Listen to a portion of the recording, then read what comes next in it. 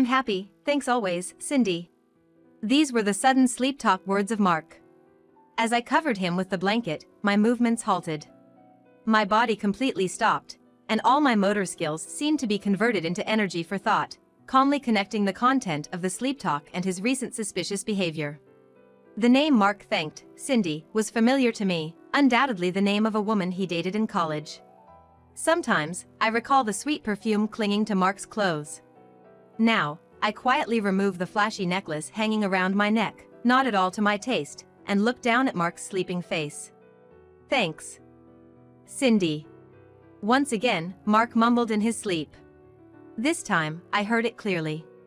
Well, thanks for everything, I replied to his sleep talk. I heard a superstition that responding to sleep talk can bring a curse, but maybe, just maybe, I hoped Mark would wake up and apologize voluntarily. My name is Naomi. I put the household ledger on the dining table, staring at the numbers alternating between income and expenses, sighing at the reality they represented. Today was my part-time job day at the local supermarket, where I bought a can of beer on my way home. Just a drink for tonight, no snacks. Working the cash register for years, I sometimes feel empty comparing my life to the luxurious items in other people's baskets. Mark, my husband, works in accounting at a design firm, earning a decent salary. He always thought he was good with money, so I let him handle our finances until I was over 50. But then, my phone suddenly stopped working, and I found out the bill wasn't paid. That was just the beginning of discovering Mark's debts from credit card payments and having to use our savings and cancel insurances to pay them off. Mark is serious by nature but tends to buy lots of alcohol and tobacco, unable to resist these daily indulgences. Tapping the numbers in the ledger, I ponder what to do. It's not like we're wasteful, but using our savings for his debts hurt. Considering my age, 54, I want to save for retirement. Our eldest son, Kyle, lives alone after graduating from a distant college. Our daughter, Lisa, is still in college, staying in a dorm, so we still need to support her. Mark is careless in many ways, but, in a sense, his laid-back life makes him kind and generous, which I truly love. But love alone doesn't change the harsh realities in front of me. First, I'll put Mark on an allowance, cut back here. I mutter to myself, staring at the ledger. As I ponder, Mark, fresh from a shower, sits opposite me, drying his hair with a towel, and grabs my half-finished beer. I'm thinking of starting a side gig, he suddenly says. I smell the scent of my slightly expensive shampoo, one I use exclusively. It's a floral fragrance that doesn't quite suit Mark, yet he uses it. Maybe because it lathers well, or just because it's the first one he finds. I'm so used to his carelessness that I don't even feel like getting angry. Really? I ask without lifting my gaze from the household ledger. Mark remains silent, staring at the beer can in his hand. In the distance, I hear the sound of an ambulance siren. Both of us unconsciously strain our ears, tracking the high-pitched noise. I've caused trouble with the debt, so I'm thinking of finding something I can do. Just a bit more until Lisa graduates. After jotting down side job income in the ledger, I quickly black it out with a pen. No use getting my hopes up for income that's likely to disappear as soon as he finds it too hard to juggle with his regular job. And then, I want to take you to that restaurant we used to go to, remember? Almost reflexively, I take my eyes off the ledger and stare at Mark's face, watching the beer can. That restaurant we used to go to, he said. Immediately, my mind conjured up the French restaurant we frequented for anniversaries when we were dating. Despite being a bit away from the station, the glimpses I caught of it when passing by that street suggested it was still thriving, even now, 25 years later. Back then, we were young, not thinking about the future, just wanting to enjoy the moment. Now, I wouldn't dare mention wanting to go there, but Mark's unexpected words bring back those memories. Those precious, fun times. Well, why don't you give it a try, as long as you don't overdo it? Actually, there's this night shift job for warehouse organizing, he says, his eyes lighting up with the novelty of physical labor after years in accounting. He shows me the job listing on his smartphone screen. The pay isn't bad. A few days later, true to his word, Mark starts the part-time job. After finishing his day job and dinner, he heads out to work until late at night. It's not every day, but I worry about the strain on his nearly 60-year-old body. Yet, Mark seems to be thriving, showing an energy I hadn't seen before. He seems to even look forward to these night shifts after his day job. After a few months, Mark's demeanor becomes more lively, and I think the job has become a source of vitality for him. He's gotten used to it, and recently, he's been working almost every night, coming home late. Normally, I'd be asleep, but one night when I couldn't sleep, I hear Mark coming home, the sound of the door lock turning. He goes straight to shower. As I get up to use the bathroom, I notice a faint unfamiliar perfume scent in the hallway he passed through. The sweet scent brought the word affair to my mind, but I quickly dismissed it as impossible and returned to bed. Soon, sleep overtook me, and I drifted into dreams. As Mark started coming home late at night, I noticed our conversations began to lessen. Around that time, we were approaching our 25th wedding anniversary. Even on the day itself, Mark didn't suggest going out for a meal to celebrate. Could he be planning a surprise? I wondered. I only planned to go to the supermarket to buy dinner ingredients, but I did my makeup carefully, just in case. If he had forgotten our anniversary, I thought about what kind of whims I might demand. As I walked, pondering this, I passed by that memorable restaurant we used to visit. It reminded me that I had gone out for shopping, not just a stroll. Surely, the kids must have reminded him of the anniversary, just as they did me, so he couldn't have completely forgotten. As expected, Mark probably forgot about our anniversary. He came home drunk from a can't say no drinking party, quickly presenting me with a necklace he likely bought at a mall. Sorry for being at a drinking party on our anniversary. These things are tough, he said with a not-so-pained cheerful smile, passing me in the hallway to head to the bathtub. I caught a faint whiff of sweet perfume. A drinking party, just with colleagues? Huh? Yeah, that's right. I'm super tired, gonna take a quick bath. I put on the necklace he gave me and took out some white wine from the fridge. I had planned to have a quiet drink with Mark when he returned, but it seemed unlikely now. I poured the well-chilled white wine into a glass and sat down. Happy anniversary, I said, toasting towards the bathroom where Mark was likely showering. The cold white wine. Mark probably didn't remember, but we always drank white wine at that memorable restaurant. We didn't know the brands or understand the tastes, just ordered it to enjoy the ambience. Remembering those younger days, a smile spilled onto my face. But drinking alone felt too empty. I didn't even take a sip, wrapped the glass in plastic wrap, and put it back in the fridge, chuckling at the somewhat poor look of it. Mark came out of the bath and lay down on the couch, soon falling asleep with a snore. He had a night off from his part-time job, so I decided to let him sleep peacefully.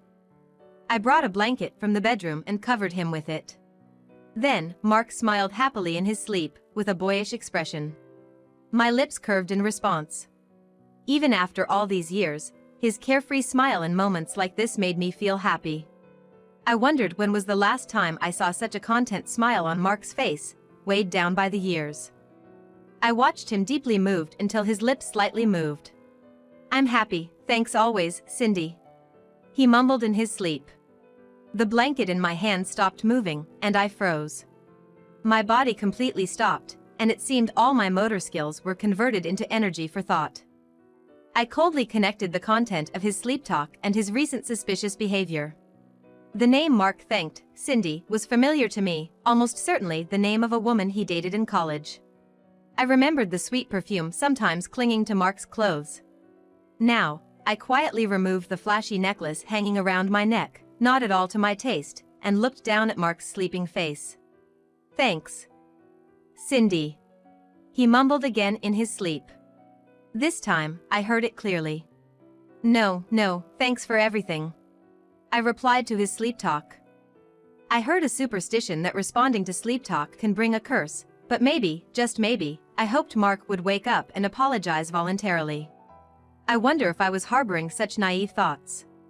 Just a few minutes ago, I had found Mark's sleeping face endearing, but now, even the air he breathed seemed tainted with disgust. I decided to leave the house immediately for a certain purpose. I, who rarely drive unless it's Mark's car, started the engine after a long time. Since getting married, I hadn't needed to drive, essentially becoming someone who only had a license but hardly ever used it. But tonight, all those nerves about driving were gone. I put my driver's license into my coat pocket and boldly drove out of the garage. My destination was the logistics warehouse where Mark worked part-time. Driving absurdly slow, far below the speed limit, in a rush yet not, I silently thanked the heavens for no tailing cars as I navigated through the midnight streets. It took me several minutes to reach the warehouse. Unsure where to park, I found a spot that seemed least in the way. A security guard, an elderly man far past retirement age with a kind smile, looked at my car through the glass of what seemed like a guardhouse. Mistaking me for a warehouse worker, he didn't approach, so I went up to him. The security guard, an elderly man well beyond retirement age, greeted me with a kind smile and asked, "What can I do for you?" "I'm sorry to bother you, but I'm Naomi, the wife of Mark who works part-time here. I came to check his shift schedule with the department." "You need to check the shift," he asked, slightly puzzled, and then made an internal call. After a brief talk over the phone, he turned to me and said, "I'm sorry, ma'am, but could you tell me why you need to confirm his shift?" Today was our wedding anniversary. But my husband fell ill, and we had to cancel the restaurant we had reserved for tonight. I thought of surprising him with a new reservation, so I needed to know his shifts. I lied, glad I had thought of a believable reason on my way here. The guard seemed convinced and downloaded the shift schedule from the computer in the security room, printing out and handing it to me. The past shifts revealed that Mark was away from home far less than he claimed. This confirmed my suspicion that he was pretending to work part-time at night while going somewhere else.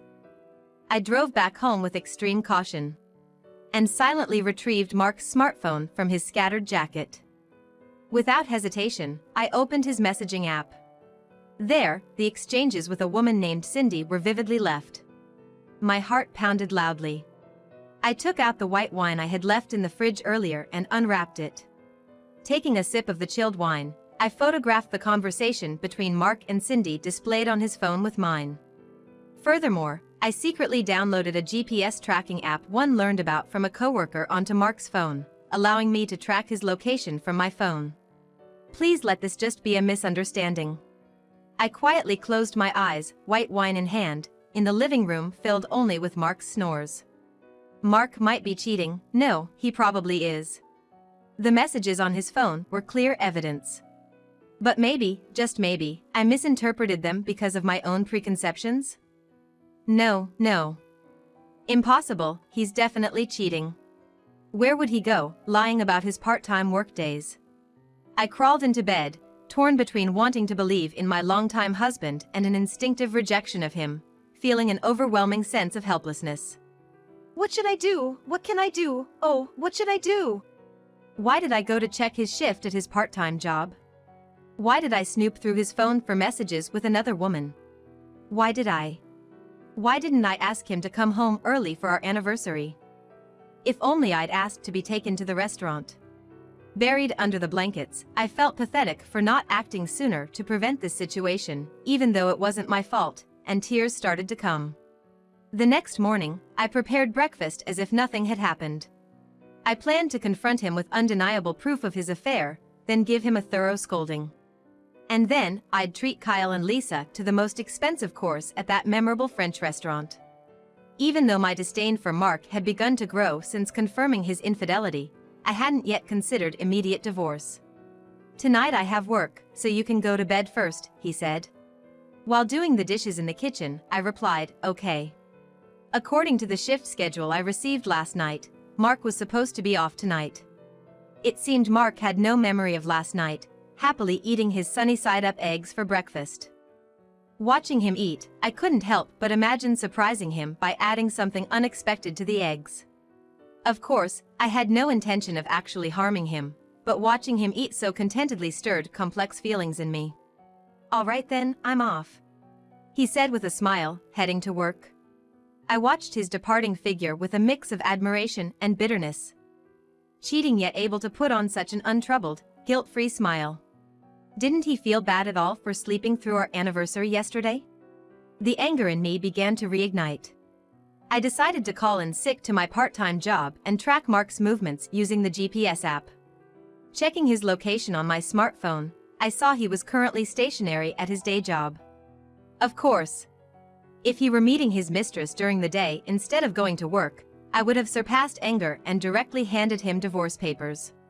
While half-jokingly self-deprecating, I informed Kyle and Lisa about the situation.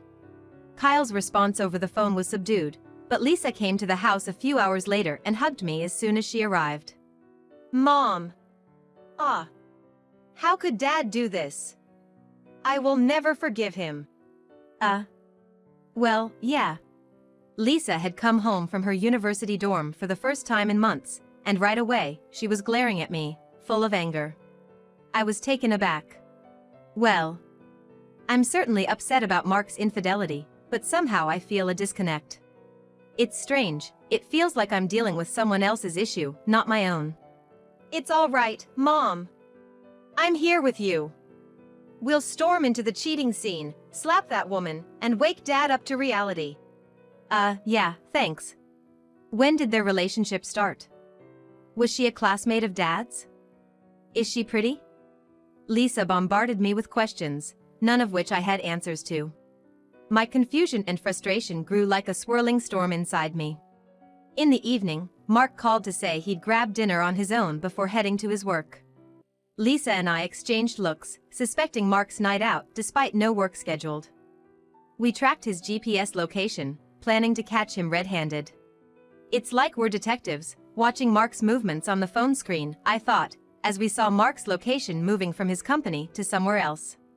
"Hey, if Dad stops at a shop or something, that means he's going to meet her, right? We should storm in then." Seems so. I'm getting nervous. It's not going to lead to divorce all of a sudden, right? Just to check, Mom, you're not considering divorce, are you? Lisa looked at me anxiously. Being cheated on was infuriating, saddening, but it didn't erase our 25 years together. I wasn't planning on divorce over a momentary emotion. Don't worry. I'll just make sure he never cheats again by keeping him under tight control. I replied with a mischievous smile, and Lisa also smiled, relieved. Eventually, the GPS showed Mark stopping at a location not far from a station. "Let me drive." "Let's go," Lisa said. When I didn't respond immediately, she looked at me worriedly. "What's wrong?" I just stared at her silently. "Sorry, Lisa. I might get a divorce." Outside was dark by then. Sitting in the passenger seat with Lisa driving, I gripped the hem of my clothes, trembling. Looking out the car window at the sparkling lights of the busy streets, I remembered the days Mark and I walked these paths. Back when we were young, we didn't have a car and would walk from the station at night, randomly ending up at a French restaurant after wandering and talking aimlessly. I remembered entering the restaurant, anxious about the potentially high prices, enjoying the calm music and the fancy dishes, laughing at Mark's shock over the bill. All those memories now seemed blurred, fading away like a mirage. We saw Mark and an unknown woman dining inside the restaurant we could see from the street. The sight of them sitting opposite each other, a woman who wasn't me in my place, filled me with anger and then a numbing coldness. "No, Mark. Not this place. It's our special place." I had looked forward to returning here, reminiscing about our life's ups and downs over dinner. Seeing another woman smiling in my seat was a piercing blow to my heart. Inside the quiet restaurant, only Mark and the woman were seated. Ignoring the well-dressed waitress's greeting, I walked straight to them. "Ah." Mark let out a small scream at my sudden appearance. The woman, frozen with a knife and fork in her hands, just stared. I ripped off the necklace Mark had given me and tossed it in front of him. "It's not what you think, Naomi. This is, well. Yeah. I get it. The debt, the careless spending, the gifts that aren't my style, even the cheating. I had wanted to forgive the cheating. But I can't forgive you for tarnishing our memories. I want a divorce." After saying that loudly, I turned my back on a flustered Mark and left the restaurant. Lisa coldly brushed off Mark's attempt to follow, saying, "It's over," and we got back into the car to go home. I caught a glimpse of the waitress looking down awkwardly as we left, feeling sorry for her. On the drive back, Lisa suddenly burst into laughter. It wasn't to lighten the mood, she genuinely found it funny. Did we even spend a minute in there? Wasn't that super quick? It takes years to build a relationship, but only a moment to destroy it. I muttered, pondering my own words. It really was over in an instant. The traffic lights were all green on the way there, but now it was just red lights, their colors unsettlingly resonating with my feelings. Nothing but red lights. Yeah, but it'll turn green soon, Lisa said with a faint smile, murmuring, "That's true." Accepting Lisa's suggestion for a drive, we continued until midnight. We left the bustling city behind and kept driving along the highway. After asking if it was okay to play some music, Lisa put on some music that was entirely new to me, with a dispassionate voice that somehow soothed me. "Thanks, Lisa," I said, looking out the dark, empty car window to hide the tears welling up in my eyes. Later, I packed my things and left the house. Lisa invited me to stay with her at her dorm for a while, and we lived together. On the day I left, Mark didn't apologize, he just stood straight and saw me off at the entrance. I'm not sure if my decision was right. I can't say I'm not anxious about living alone from now on. Naomi. I was happy till now. If you ever need anything, just tell me. I'll always be there. I turned my back to Mark without responding, feeling his gaze pierce through me, almost breaking my heart. Mark, embarrassed by his actions being exposed at work and his part-time job, apparently resigned. The woman he cheated with was married too, and it seems they had quite a fallout. But to me, all that was irrelevant. All of us blocked Mark's calls, so no one knew what happened to him afterward. I didn't ask for alimony. The very idea of any connection with Mark, even in the form of alimony, disgusted me. After Lisa graduated, I started living alone and began a new job. One day, passing by the memory-filled restaurant, I saw it had closed down. It wasn't due to poor business, the owners were elderly, and everyone has their reasons. Well then, I said, stretching my body and taking a deep breath. The bond broken by my husband's infidelity might never be repaired, but I was determined to carve out my life from here on, looking up at the clear blue sky.